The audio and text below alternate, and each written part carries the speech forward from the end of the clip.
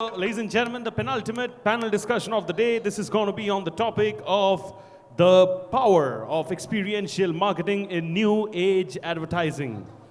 I'll repeat the topic for you all once again. This is about the power of experiential marketing in new age advertising. This is going to be moderated by somebody we all know over here, especially at KidZania, the superstar of KidZania. Give it up, ladies and gentlemen, for Tarandeep Singh Sekhon, Chief Business Officer, KidZania India. He's going to be moderating the session, and he's going to be joined on stage by Ashish Chablani, Associate Vice President, I beg your pardon, Head Marketing, MMR Region, Runwal Realty. Nitin Pandey, Chief Operations Officer, Timezone Entertainment Private Limited. And Abhishek Baheti, Founder, WatchOut, Wearables. Ladies and gentlemen, gonna be a very, very insightful discussion indeed.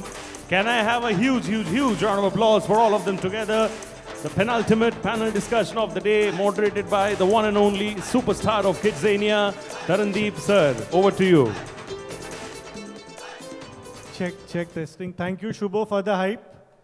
I think I may land the role. If Asst sir would have been here, that would have been the right pitch. Good afternoon, everyone.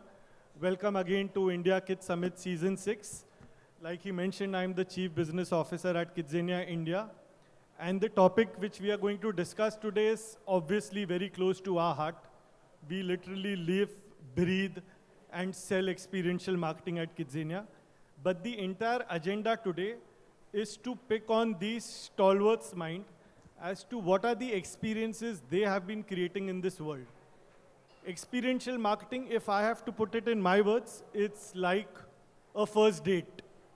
So what we try to do is create memorable experiences so that our audience will always feel to want more. That's what we want to do in our first dates. So that's my connotation. But at the same time, when I look at brands, so brands look at experiential marketing with the lens of it's like a blind date. They are a little nervous. I don't know how it will go. But when it works, they are like, wow, why didn't I do this earlier? So with that, we have a remarkable set of panelists who bring in different fields of expertise. So we have Ashish, who leads two important verticals, which is the real estate and shopping mall. We have Abhishek, who represents the brand here. They have WatchOut Wearables, and congratulations once again for featuring on Shark Tank. And we have a very unique combination where we are joined by Nitin, who leads probably Asia's largest entertainment chain, which is a mix of Timezone, which we've seen in all the malls literally, and they are new and upcoming play and learn centers. So they have over 100 centers. We have Runwal, who has many more residential centers, and this lovely shopping mall which we are in. And we have the brand custodian, the founder of WatchOut Wearables. So I will try to pick on their minds, tap into their wealth of knowledge, and let's keep this session experiential-led. I want to keep good amount of time for any questions which you may want to address to us. So with the context being done, first question is, again on the topic of the power of influential marketing. If I have to make it little specific, I would like to understand from each one of you is how do you do a blend of fun and education in experiential marketing? We all are very much aware about what experiential marketing is. So if you can share some examples at your businesses, how you've successfully created these experiences which are fun and yet they have the educational aspect into it. So Ashish, if you'd like to take this first. Sure. So first of all, thank you for inviting me here. It's a great opportunity to be here with everybody. Just to kind of talk about AI from an experiential perspective, I think for us, it's two businesses what we see. The first is basically from a residential perspective, which I kind of head. So from that perspective, we have two sets of customers. I mean, the first set is basically the customer who's kind of, he's kind of walking in for the site the first time. And the second one who's kind of, bought the apartment, he's kind of with us, and the journey from there starts till he gets his possession. So it's very important to kind of understand that from an education perspective and from a learning perspective, I think their families, their kids are very much kind of, a part of the Runwal family as well. Today, Runwal technically touch bases approximately 1 lakh people every day. The math is basically around, say, 45,000 customers who have kind of bought homes in Runwal. And through our city, our mall, and different kind of malls, where we kind of have approximately somewhere around, say, 35 to 45,000 footfall from that perspective.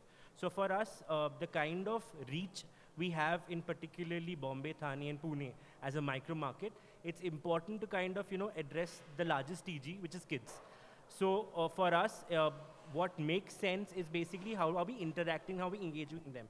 So from a residential perspective, we do have workshops. We do kind of, have our programs in place where we are helping kids to kind of not just nurture, but kind of grow as well. We impanel them to kind of universities from a residential perspective as well. We have programs in our residential thing where there is a lot of encouragement, and we encourage a lot of community kind of, driven programs as well, where the community is kind of, driven, be it our communities which are based out in Thane, which are based out in the central suburbs. So that is one perspective. Second is from a shopping malls perspective. So we keep kind of, engaging a lot of differential programs for the kids as well, be it from an experiential buying. Secondly, it could be from an engagement where we are engaging with a lot of schools through chess competitions, where we are kind of encouraging that part of education as well through our mall culture as well. Apart from that, there are different partners, like obviously KidZania is being one of them, and that helps us to kind of, showcase this aspect into a greater light. So that's our take into it. Thank you. The interesting insight for me is also how they've micro-classified each segment and curated experiential programs for those micro segments. So that is something which I really pick up on. Nitin, so you have Play and Learn, which is a super blend of education, fun, and learning.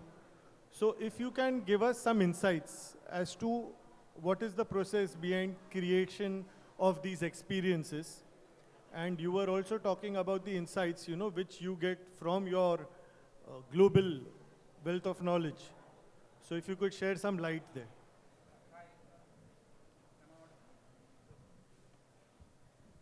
Hi. So a warm welcome to everybody. Good evening. We operate, Taran, about 83 venues in India. That's about 39 cities and 21 states. While Timezone being the bigger chunk, about 66 stores, and which focuses more on learning while playing. The other part of the business, which, as you rightly mentioned, Play and Learn, which we also have in our city, we have both businesses in our city mall, is based on the concept of edu-fun. Okay? So I'm not sure whether a lot of us know about this city in Italy called Reggio Emilia. Okay? This was devastated during World War II. Okay? And this has then developed the concept of learning, which says that kid is an actor and the environment is the teacher. Okay? So based and guided by this module, this philosophy, we have edu-fun based at our Play and Learn venues, and you'll find one in the mall, as I said, which basically talks about a concept where kids are learning while playing, right? So it's a scientifically curated program where there's a process called STEAM, which is science, technology, engineering, arts, and maths. That's what STEAM stands for. And that is what every kid is taken through, ensuring that all his senses are getting involved. And therefore, it's a cognitive and intuitive learning which the kid goes through, right? We also invite parents to be along with the kids all this duration when they are there at our venues. And they also actively get involved, because then the kids are like they are most comfortable with their parents, right?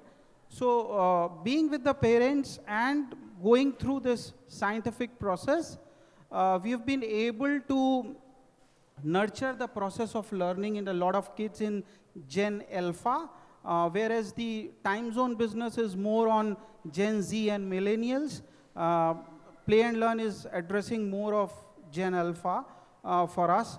And that's how the business model is getting its reputation, its respect across the country, and we are really moving fast on that. So I think that business is bound to grow, because even if you talk about schools like KidZania, schools have become a very important guest for us. The school kids have become a very important guest for us, because the teachers are really, really happy. They are getting the kids to our venues, and these kids are having nice couple of hours involving learning a lot, and that's why it's finding its place. And I think for parents also, when the kids learn along with playing, I think that's the best way to learn, right? So I think, Taran, that's what we are focusing on as far as Play and Learn business is concerned. For Timezone, I'll speak at a later stage. Yeah. Thank you. Coming to you, Abhishek, like we were speaking behind the doors, is you've launched this phenomenal product which talks about safety first, and of course all the other benefits of a wearable. And I am sure you've had a big challenge with you about creating the awareness and educating the parents about the benefits. So if you can throw some light on how you've created, meaningful experiences and reach outs. So, hi everyone. Abhishek here from WatchOut Wearables. We make smartwatches for kids. So while you are here, and if you are still worried about your kids, our product is for you. That you can monitor where the kid's location is, as well as get in touch with them. So for us, creating experience was a challenge, because we are an online first brand. Okay, there we sell through our website.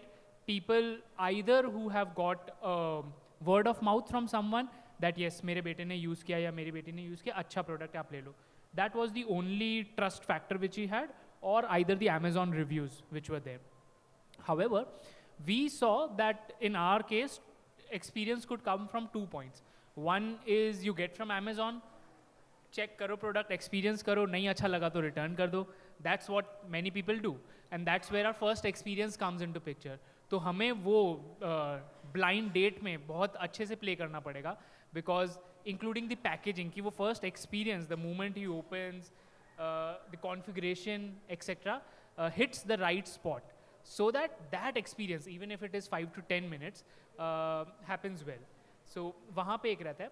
Second, what we are planning is to tie up with schools and request parents to experience this product for a day or two to understand its usability. And that's where we are trying to tap in experiential marketing, because product देख के ही buy करना might not be the parents' first choice when they see something on an annual function कि हाँ इन्होंने stall लगा रखा है. So exhibitions, I would say, are gone. What really would hit target for us would be experiential marketing, letting parents try out our product and then make a judgment to buy it. Thanks Abhishek. Like you've rightly put, we here have multiple case studies where we see how we are trying to tie in the brand story with experiential marketing in the form of role plays. What we firmly believed in, every good marketer wants to deliver the good story. We all focus on storytelling. But experiential marketing for us, we've always believed, can ensure that your audience is living that story. Like what you rightly mentioned is you want parents to try out, experience the watches, get a glimpse, get a taste of behind the scenes, and then let them make an informed decision. Thank you. My second question to all of you, again we can take this, Ashish, starting from you, is the classic debate between digital and physical divide. So what I mean here is there are experiences which are pro-digital. We have AR, VR, and a multiple of attitudes. We have the physical, like there is, you put a pop-up store, you do something there. Are there any experiences where, you've seen that you could seamlessly merge both this divide and create an experience which had a digital and a physical side to it? So, from a residential perspective, again, I'll be quoting two examples from a shopping perspective and a residential perspective. We believe in building communities. I mean, for us, community building is something which is a very integral part. So the developments which we have kind of, delivered from that perspective, there is always a kind of immersive experience which we would want to kind of create in terms of amenities or lifestyle products when we kind of, look at that. That has today a more engagement level, and that also requires, when I'm talking about from an FSI perspective, since coming from a developer side, that requires a little bit more feasibility and it's more easy to execute. Today, that is what even parents are looking at. But yeah, nothing can actually blend a fact that you want your children to go out there in the park and play. That is something which is eventually the dream of any family, or would want kind of an open space from that perspective. So yes, there is a divide which people kind of, experience, and since we cater to all kind of customers, we kind of see that today that gap is kind of, coming closer. From a shopping experience, yes, today, everything which today what we are experiencing in terms of our malls as well has been more to do with how engaging that contribution is. Just to kind of give you an example, when we had the Lego workshop out there in our city some few months back, I think we had the maximum number of engagement which was more to do with VR. And I think the number of footfalls also which we had received at that moment of time were at approximately 1.5x than generally what we get. So we have been seeing those trends and we have been seeing those examples. We are trying to kind of partner with the right partners to ensure that there is a right blend at both our residential and retail businesses, and even commercial for that matter of fact, because today there is a good amount of play houses or play schools which are there in the commercial complexes, what we are seeing today. That's the kind of trend which we are kind of evaluating. So when we are kind of doing our business studies and when we are kind of, looking at a commercial plan as well, there is a large amount of a creche, or there's a large amount of an engagement activity for kids which has been identified, which creates those experiential things at all different sectors that we cater to. So yeah, that's our take to it. Yeah. Tarandeep, I think, as Ashish rightly said, there's nothing which can replace physical. Okay. I still remember when the lockdown happened during COVID, the two segments that were the worst impacted were cinema and our business, the indoor amusement center or the family entertainment center business. Because that was deemed as not necessary, a novelty, and therefore can wait till the potency of the virus subsides. And we were the last ones to open. But minded, post that, we had so many guests coming in and saying that we are so delighted that time zones have opened up. Our kids were constantly on their mobile phones all this long, either for their studies, which compelled us to give them a mobile phone or a laptop or a tablet. And then where they wavered on that, it was not in our control. But when it comes to restrictions moving out, I think we are rushing and taking our kids to time zone because that's where they are physically getting involved. We are so happy, it's safe, fun for them, right? And more in our controls. So, Taran, nothing can replace physical. However, if you are not on the digital space, you are certainly missing something. And that's where this concept of phygital comes in, right? So physical and digital put together. Now, here I would like to talk about our virtual realities, our augmented reality products that we are buying at our venues. Even the product developers have now got so sensitive that what they are doing is that if you, let's say, are playing a a Hologate, for example, which is the latest VR game at about 12 time zone venues across the country, and we are the first ones to bring it to India. There are levels which the users can make their own, right? And if they go back to their home and they come back at some later stage and play that game, the game would ask for a user ID, and if they key in their ID, it will just give them the same environment that they left in, right? So it's the same level, the same surroundings that you see in a virtual reality that you left the game probably 10 days back. So that's where this data analytics is becoming so important. The other thing, which is a very, very practical example of how digital platforms help improving business, is the fact that we do a campaign on 25th of December, Christmas every year, which is called $triple. We give a guest 3 times of what they pay for. And that's done only between 800 to 1100 hours on 25th of December. That's very famous. A lot of our mall partners have been opening malls at 8 o'clock, all of them, and they very well know what value time zone brings during those 3 hours. In fact, the food courts have started opening during that duration because they know that when time zone opens, people are going to rush because it's an offer once in a year. Now we had a challenge. The challenge was that when we are a pan-India operator with more than 20 venues in Amritsar, Delhi, UP and all those areas. Now it's fog on 25th of December. Nobody wishes to move out of their place. Then how do you make business?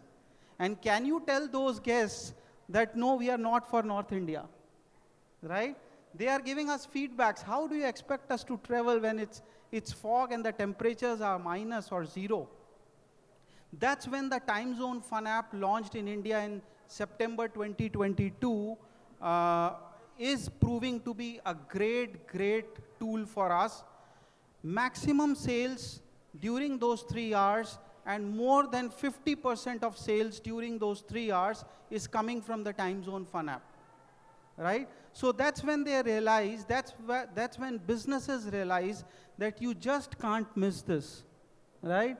So while the experience happens on the floor of the venue, you can still load your cards and have the convenience of being connected with us and not missing these offers during those key days. So I think for us, Tarandeep, that's how this mix of digital and physical is really helping out. Thanks. And like you've rightly put, of course, the power of physical play is, it's significant. It speaks for itself. And again, you took me back to pre-COVID, post-COVID days. Like he mentioned, in entertainment formats, we were the first to shut shop and we were the last to open. But the year when we reopened our doors, what we all witnessed was a fabulous year.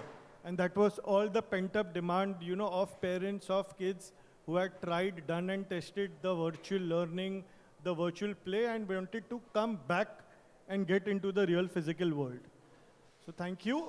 Coming to Abhishek, again, the question is about, seamless integration of digital and physical experiences. You were citing very good insights that your product is, website first. Yeah. So if you could share some so here my views would differ from panelists because of what category we are in and of course what stage we are in. So for us, if you say physical, instead of date, I would say it would be a arranged marriage. कि सारा तामझाम कर लिया, पता नहीं बीवी कैसे निकलेगी. Very well said. ठीक है, तो हमारे लिए of course the product as well as the stage where we are in, it would matter कि whether we should go for physical first or digital first. So we have chosen a path of digital first. The reason is the ROIs are better mapped there, and we know with less money investments we can get more returns. So we started from there. However, our product is such that it is not a normal smartwatch. It has to be experienced. The kid has to experience, the father has to experience, the mother has to experience, and then it has to translate it into an easy configuration so it results. So we did try with, online VR thing कि आप अपने बच्चे पे हाथ पे fit करके देखो. अब इंडियन बच्चे या फिर इनफैक्ट कोई भी बच्चे, सबकी हेल्थ इतनी अच्छी नहीं होगी कि इतनी मोटी वॉच उनके हाथ में आए, या इतने बड़े होते हैं कि वॉच ना भी आए. तो for us both played a part. Digital first where we did that कि ना AR/VR से आप चेक कर लो, एंड देन दिस एक्सपीरियंशियल कि हाँ आपके नज़दीकी स्कूल में भी ये वॉच अवेलेबल है या स्टोर्स में भी अवेलेबल है. फॉर एग्जांपल हैमलेस में आप जाके वहाँ पे चेक कर सकते हैं, and then you can make a purchase. So it is very important for us to make that experience. However, we remain digitally first. No, very well put out, because considering the business, the space you are in, of course, that is the right approach. My next question is an extension of what we just spoke, and which is, again, the question is for all three of you, but the biggest challenge is in terms of how do you get the metrics right in terms of evaluation for experiential marketing. Unlike traditional methods, it is a little more complex. Okay. So you spoke about residential, you have your micro segments. I'm sure you get tons of proposals coming in from agencies. Rather, it is true for all of you. It's for me as a marketer. I get so many options, today which you can do in the digital, phygital space.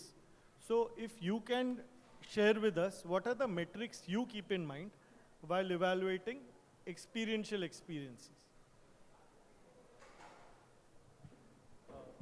So for us, two or three important parameters. One is basically for the fact that what is the kind of collaboration that we are kind of getting into. It's nothing to do with kids, but when we had from an experiential perspective, when we had the first collaboration with Audi India, and when we did the first, so this was basically when Audi was kind of getting its X5 and X7 and X8 into perspective, and they wanted to kind of ensure that they do the first road show, which is basically on our projects because of the kind of terrain which we had. So it was something which was very unique. We had a lot of kids also coming in that perspective to kind of understand that how does that, so what results into this is basically how unique the partnership is, how is it affecting your brand, and what does your brand or the brand you're collaborating with need to kind of offer. Similarly, from our shopping experience perspective, when we do our collaborations, we keep in mind that how differently we can attract more footfalls, or what is that segment or something which we haven't tapped in the market today, which can get us the right number of footfalls or inquiries or bookings and so on and so forth. So that's basically how we kind of get from a brand perspective. So if we have to talk about 2-3 major parameters which will actually let us decide what we need to do in terms of experiential marketing, I think the most important would be the stage of the business. So while we will always try to develop the brand at a national level, the marketing has to be very, very localized, Tarandeep, because what we have seen is that people take a lot of time to travel. In fact, a lot of people in metros don't even wish to travel, right? So you really have to target people in and around your venues and your malls. So one is the stage of your venue. That is it a new venue? Or what is the age of the venue. The second is obviously, Tarandeep, as Ashish rightly said, it is based on whether the brand you are gelling with is some way syncing with the value that you wish to provide to your guest. For example, a brand like Lego will make a lot of sense for us. It's building blocks, it's fun, entertainment, gels with us. A new brand launched few years back, like Smartivity, again launched by IT guys, makes a lot of sense because it's again some amount of science along with fun. So again makes a very good sense. Brands which are more associated with sports, right? They make a lot of sense for us. So when ICC World Cup was happening last year, we were the only indoor amusement center chain which used to have ICC products, okay? Legitimate ICC product licensed products. So I think, Tarandeep, these are the major factors, the ethos of the brand, whether it gels with my brand, the stage of my venue, and then it also depends on what are the kind of new walk-ins that I may generate, giving the experience. And as you rightly said, this is the first date. So while in the first date, you can definitely show off a lot of things. But I beg to differ that out here, you have to be factual. If you go wrong in experiential marketing, I think that's when it's a great tool, but with great powers come great responsibilities, right? True. So I think that's very important. You just can't go wrong. And that's the reason we are very, very selective when we try this out.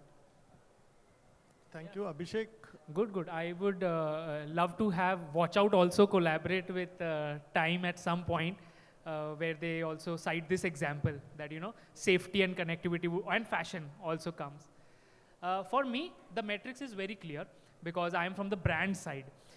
For me, the metrics is very clear. The number of trials. If the experience is such that people are trying, that is enough for me. You know, the conversions might happen, might not happen. That is left to the product and the person's expectation. Okay, but the number of trials is a clear indication for me that yes, that experiential marketing has worked. Yeah. So if they try it out, that works for me. If conversion happens, that's very good. If not, then there'll be feedbacks. But at least they tried. So my metrics is very clear.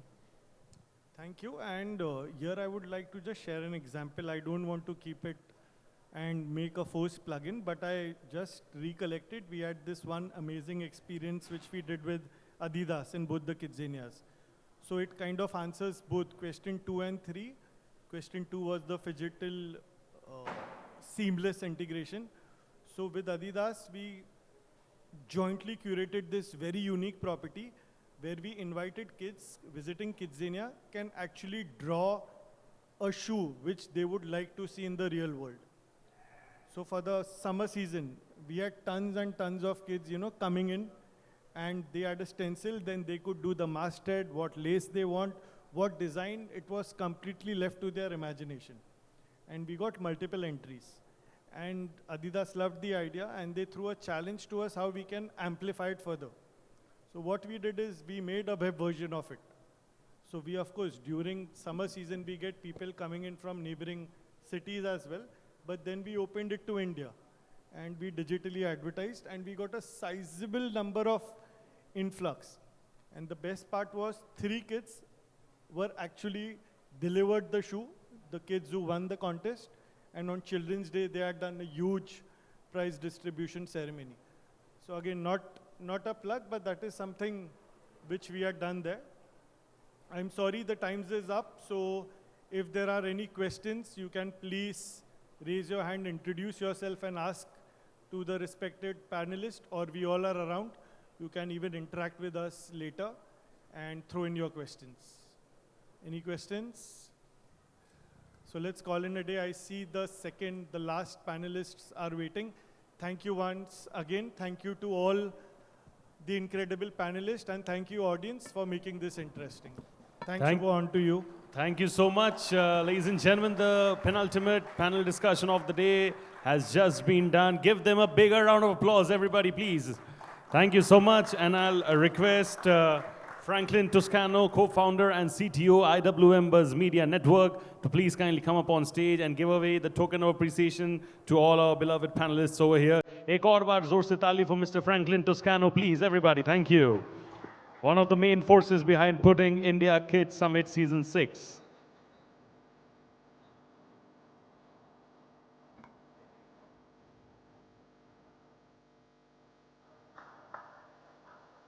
Yes, ma'am. Yes, sir. You can continue the appreciation. Let's do a bit of a game over here. Every time a felicitation is done, you can maybe clap and encourage the speakers as well. See the magic that you all are creating with your clapping and appreciation. You know, the speakers are just smiling all by itself. See? You see magic happening, you're clapping, and see, they're also smiling.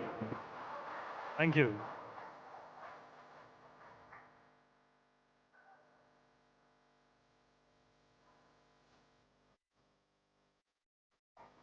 Thank you so much. What a proactive and incredible audience.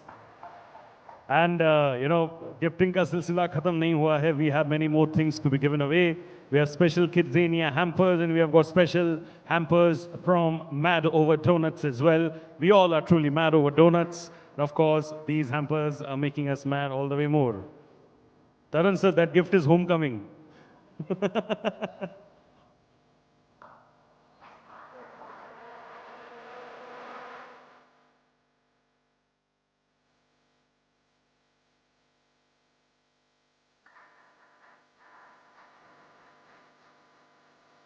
Thank you so much. And we'll also do a nice group photo with all of you as well after this one.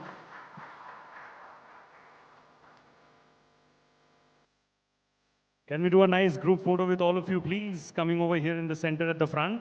If I may request all of you to please kindly come forward and pose for a nice group photograph.